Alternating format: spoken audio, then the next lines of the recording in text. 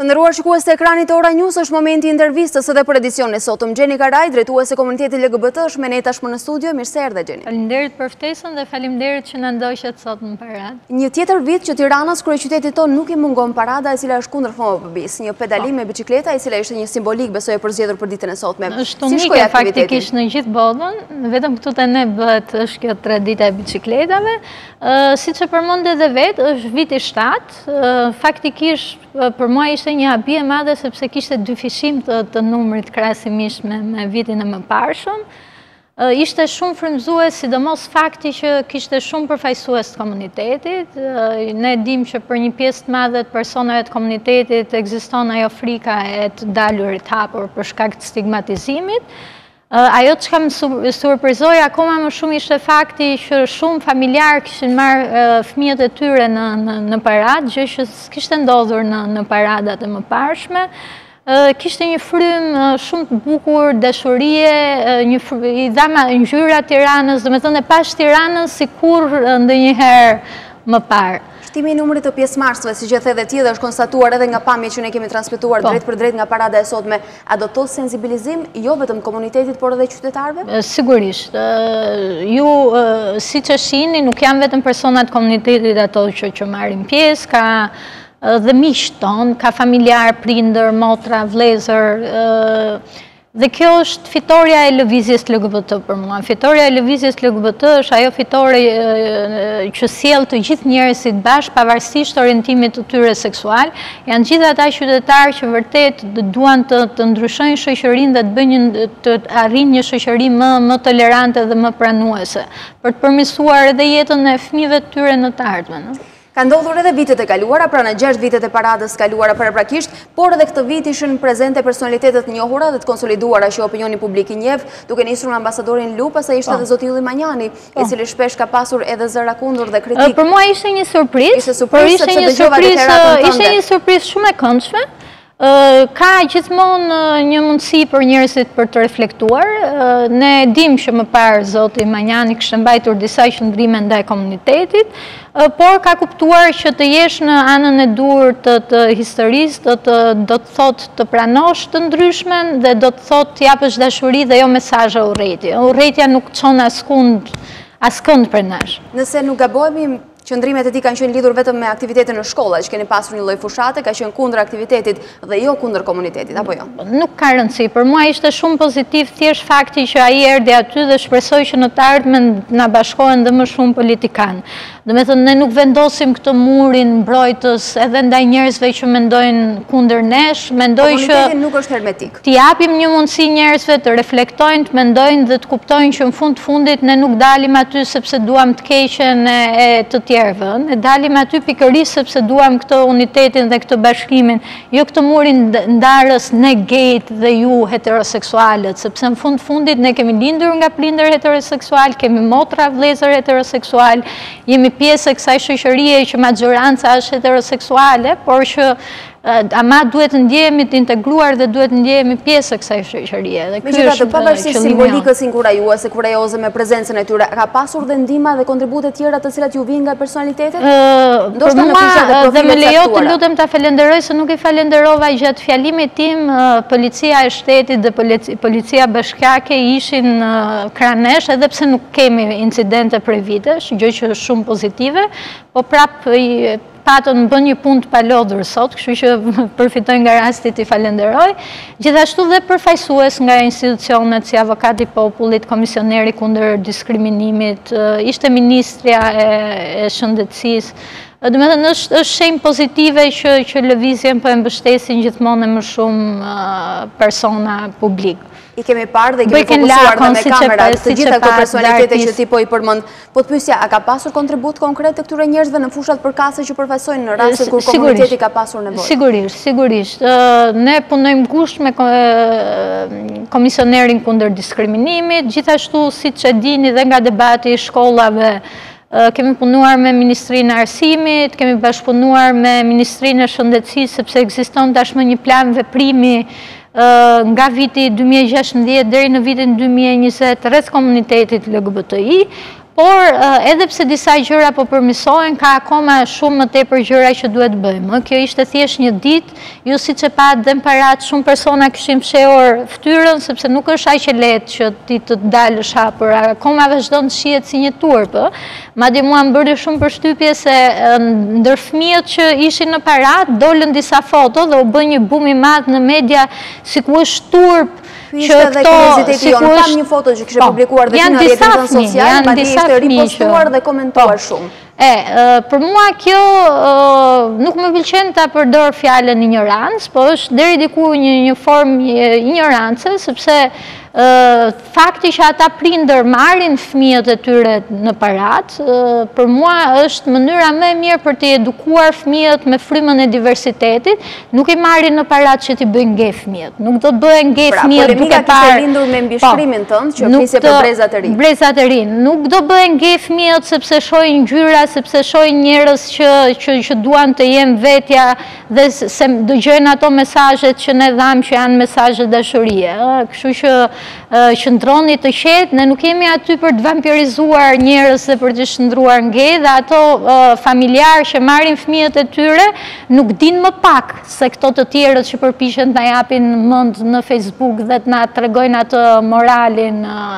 Pra kishte një konfuzion, le të themi, me mbishkrimin që ti kishe përcjell foto në rrjetet sociale. Thjesht brezi I ri janë ardhmja për çdo gjë, jo vetëm për këtë çështje. Brezi I ri po shohim që nuk I ka më këto stigmatizimet dhe këtë nivelin e paragjykimit ndaj tjerëve siç e kanë pasur brezat e prindërve tonë, po dhe brezi im, ose dhe ne vazhdojmë kemi problemet tona. Kështu që shpresa janë, ardhmja janë fëmijët për çdo gjë, jo vetëm për çështjet LGBT. Sigurisht. Xheni, parada, pedalizmi ishte kundër homofobizmit, ashtu siç e thamë, përmendën dhe e kemi parë dhe sot në media. A kishte sot, a konstatuat element homofobik të paktën gjatë kësaj parade ditës sotme? Të them drejtën, ka qenë një ndër paradat më të qeta, më të bukura, madje kishim njerëz që na përshëndesnin me dorë. Më parë kemi pas njerëz që na ka rënë me domate me vezë për shembull, këtë vit për fat mirë nuk patëm. Ka një ndryshim të mësisë dhe të sjelljes në raport me opinionin nga vitet e kaluara. Dhe unë kam shumë shpresa tek shoqëria shqiptare, sepse mendoj që jemi vërtet njerëz që kemi shumë dashuri për të dhënë, jemi njerëz që e mirëpresim informacionin dhe e mirëpresim ndryshimin. Kështu që mendoj që po e tregojmë këtë gjë dhe jo vetëm me paradën, po dhe me gjëra tjera. Po pse keni përzgjedhur këtë simbolikën unike të pedalimit, siç e the dhe ti? Ka të bëjë me lirinë e zgjedhjes, të veprimit? Faktikisht, pjesa e pedalimit nisi në 2012 dhe nisi më shumë si një propozim dhe nga Ekovolis, që është një shoqat ambientaliste. Ideja ishte pse mos bashkojmë disa kauza dhe ngrem disa problematika gjatë paradës. Ngrem problematikën e mjedisit, mbrojtjes mjedisit dhe çështjen e drejtave të komunitetit LGBT. Po pse vendosët që kauzën e bullizmit ta përfshinit në paradën e këtij viti? Sepse çdo vit përzgjedhim një mesazh politik për paradën. Ishte mesazhi politik I kësaj parade, duke u nisur dhe nga gjithë debati shumë I dhunshëm dhe shumë agresiv që u bë disa javë para paradës, vetëm disa javë para paradës. Është dhe një ndër problematikat kryesore të komunitetit, për thënë drejtën. Pasi një pjesë e madhe personave të komunitetit po braktisin shkollat për shkak të bullizmit, gjë që do të përkthehet. Janë konstatuar të tilla raste, keni një evidencë? Janë konstatuar të tilla raste dhe po vinë rriten gjithmonë me kalimin e viteve, sepse dhe personat e komunitetit kanë filluar të bëjnë më shumë, të dalin më shumë hapur në ambientin e shkollës. Këta njerëz, këta studentë në zonës ju drejtojnë juve si komunitet, apo I keni konstatuar në marrëdhënie ndërpersonale? Këto janë raste që na drejtojnë neve ose përmes Facebookut ose përmes telefonatave. Janë raste që unë vetë ndjek personalisht dhe shkoj bëj takime, jo vetëm me vetë nxënësit që kanë këto probleme, po dhe me mësuesit ose me Ministrinë e Arsimit. Xheni, a ka një mënyrë komuniteti për të kontribuar, për t'ju ndihmuar këtyre fëmijëve? Mënyra më e mirë është organizimi I fushatave sensibilizuese në shkolla, që për mua është detyrë e Ministrisë së Arsimit dhe institucioneve tjera. Dhe nuk po flas vetëm të flitet rreth bullizmit vetëm për LGBT. Bullizmi është një problem për gjitha kategoritë, për atë që mund të jetë më pak I pasur, për atë pse zgjodhët për paradën e sotme. Po sepse mendoj që është e rëndësishme të diskutohet rreth bullizmit dhe jo vetëm rreth bullizmit ndaj komunitetit tonë, po rreth bullizmit në përgjithësi. Mjafti kemi mbyllur sytë si shoqëri dhe përpiqemi të shohim çdo gjë me syze të rozës, se ndonjëherë ne na akuzojnë, thonë vdiqen këto, vetëm viktimizojnë gjithkohon.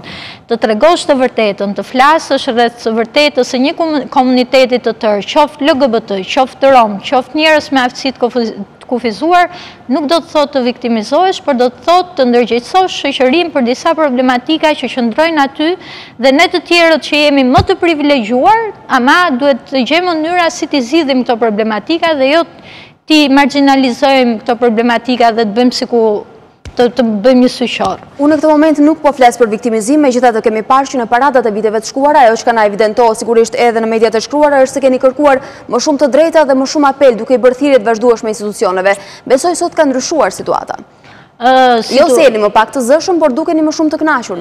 Jo, situata ne vetë qëllimisht duke qenë se u bë një debat shumë i madh më parë, ne sot zgjodhëm më shumë të japim këtë mesazhin e dashurisë, sepse mendoj realisht është diçka që i mungon shoqërisë tonë dhe jo vetëm ndaj çështjes tonë, por në përgjithësi kjo qasja më pozitive. Siç e thash, mesazhi pozitiv, mesazhi politik ishte aty përmes pankartave të ndryshme që kishin mbishkrime dhe përmes banerit kryesor. Pra ka pasur sërish disa thirrje dhe apele për institucionet e vendit. Por unë e thash, thirrja kryesore e këtij viti ishte ndaj personave të komunitetit për faktin që ndjehuni krenar për vete, nuk është turp të dashurosh. Mjaft na ushit kjo gjëja është turp dashuria mes së njëjtës gjenie. Ka akoma shumë persona që i martojnë me zor njerëzit e shtëpisë me femra ose me meshkuj, sepse e shohin si turp dhe si stigmatizim që djali ose vajza e tyre të dashurohet me një person të njëjtës gjenie. Ka ikur ajo kohë, iku koha për stigmatizime, për turp, ka ardhur koha që ne të ngrem zërin lart dhe të flasim dhe për këto njerëz që e kanë pamundur të flasin. Pra kjo është një tjetër thirrje e fortë e paradës edhe këtij viti, parada e 7 me radhë. Po. Ndërkohë, në opinionin publik është konstatuar një fushatë që ju e keni nisur në shkolla, e cila ka zhvilluar një zhurmë të jashtëzakonshme, ka pasur polemika të vazhdueshme edhe nga ana e ministrisë, e cila është kritikuar edhe nga ana e stafeve pedagogjike. Si keni reaguar ju? Ka vazhduar kjo fushatë? Çfarë ka ndodhur me të? Kjo fushatë u zhvillua në 5 shkolla.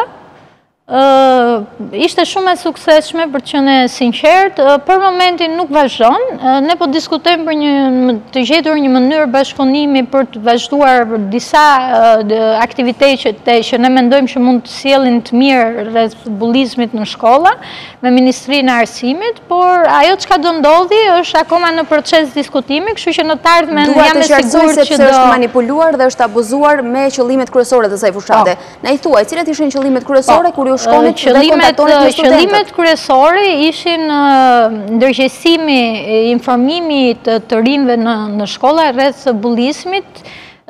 Ne kishim më specifike, sepse ato komunitet përfaqësojmë, domethënë, ndaj personave të komunitetit.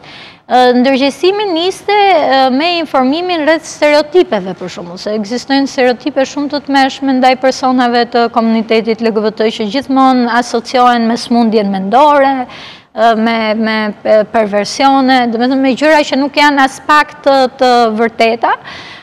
Dhe më pas, gjithashtu shfaqnim një dokumentar që ne kemi bërë mbi lëvizjen, në të cilin flasim figura të ndryshme, jo vetëm të komunitetit, po dhe avokati popullit, Delina Fico, aktivistë të ndryshëm, rreth historiku të lëvizjes LGBT në Shqipëri. Xheni, si kanë reaguar nxënësit, studentët në këtë përballje, cili ishte feedbacku i tyre? Gjëja parë që kemi bërë kur kemi hyrë në klasë ka qenë nëse dikush nuk ndjehet rehat që ne po flasim rreth kësaj tematike, është shumë i lirë që mos ta ndjekë orën.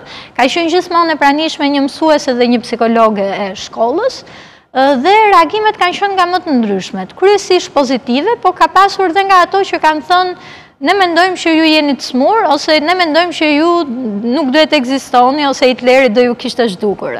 Gjithsesi, unë jap gjithmonë mundësinë nxënësve që të shprehin çfarëdo lloj mendimi që kanë brenda vetes, është mirë për të kuptuar çfarë stereotipesh realisht kanë ndaj komunitetit.